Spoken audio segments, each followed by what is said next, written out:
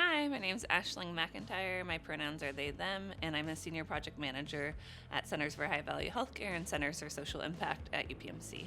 I'm a licensed clinical social worker, so I've worked a lot in direct practice in the past. I worked in the medical field at the hospitals, and then also worked as a housing case manager, primarily for 18 and 23-year-olds. But currently I work as a project manager, so I manage a portfolio of about a dozen projects. So we do things like SNAP benefit enrollment. I have a little posse of community health workers under me who are really looking at health inequities within their communities and trying to address those from a place of trust. So thinking about how can we recognize and validate medical mistrust while also recognizing the importance of engaging with healthcare to improve their health outcomes in the long run. People that I work with are so passionate about health equity and meeting people where they're at, and they recognize the barriers that are in place to entering into healthcare systems and the barriers that are in place that impact health equity, and they're so invested in trying to reduce those barriers and really care about the individuals.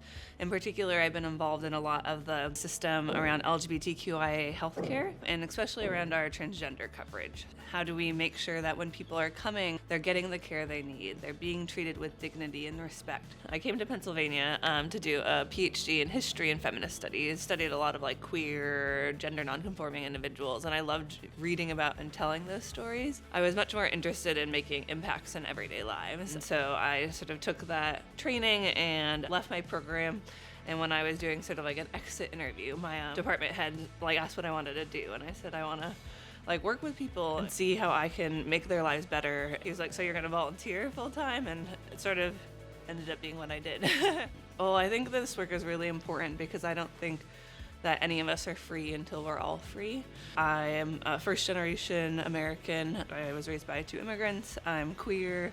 I'm non-binary. So this is often very personal work that I do. When people see me, they don't assume that my parents are immigrants. They often assume I'm straight. They assume I'm cis. And so I use that privilege to work within the system to try to make change that can really help and support the individuals of my communities that are more likely to be oppressed and subjugated. I have this baby inside my belly.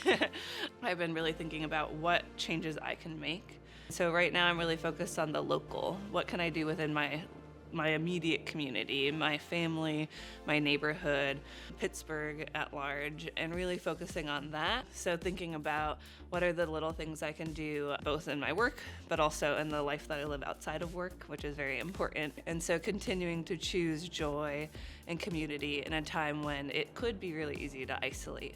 At the end of the day, I think that it's so important that we just sort of continue to keep pushing and keep fighting for the rights that we know that we deserve, and to keep living within our communities and sort of stay strong together. And so we've got the tools and we need to just sort of keep fighting.